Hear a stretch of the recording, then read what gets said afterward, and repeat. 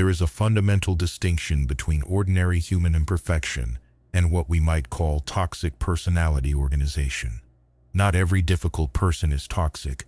However, there are individuals whose patterns of thinking, feeling, and relating consistently generate emotional harm in others. These patterns are not accidental. They are structured, repetitive, and deeply rooted in the personality. One of the first signs you should not ignore is chronic devaluation. A toxic person often oscillates between idealizing and devaluing others. But over time, the devaluation dominates. They subtly, or overtly, diminish your worth, your achievements, and your emotions. This is not mere criticism. It is a persistent erosion of your psychological stability. You begin to question your own perceptions. Closely related to this is lack of genuine empathy. Toxic individuals may appear empathic when it serves them, but this is often a superficial adaptation.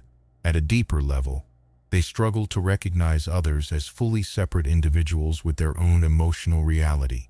Instead, others are experienced as extensions of their own needs. When you are useful, you are valued. When you are not, you are dismissed. Another critical sign is manipulation through emotional control.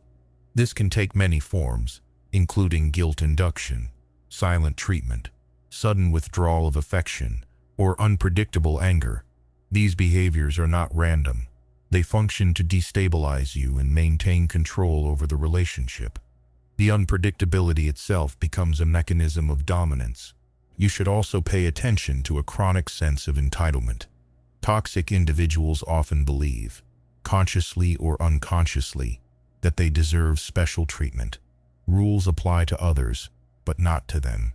When this entitlement is challenged, it may provoke disproportionate rage, defensiveness, or a posture of victimhood.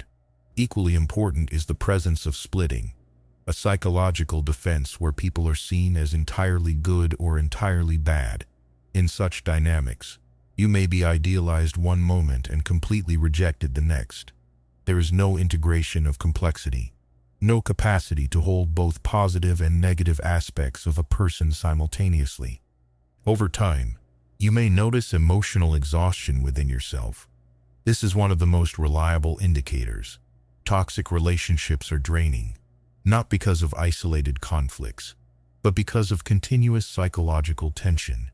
You are constantly adapting, explaining, defending, or recovering. There is also often a pattern of boundary violation. Your limits are ignored, tested, or subtly undermined. When you assert yourself, it may be met with resistance, guilt-inducing responses, or escalation. The toxic individual experiences your autonomy as a threat rather than a normal aspect of a healthy relationship. Finally, one must consider the absence of psychological growth. While all individuals have flaws, healthy personalities show some capacity for change, reflection, and development. Toxic patterns, in contrast, are rigid. They persist across time and relationships, often leaving a trail of damaged connections behind. Recognizing these signs is not about labeling others with certainty, but about understanding patterns. The critical question is not whether someone is toxic in an absolute sense, but whether their way of relating consistently harms your psychological well-being. Awareness is the first step. Boundaries are the second. In some cases, distance becomes necessary, not as punishment, but as an act of self-preservation. Thanks for watching. Until next time, I will see you in the next one.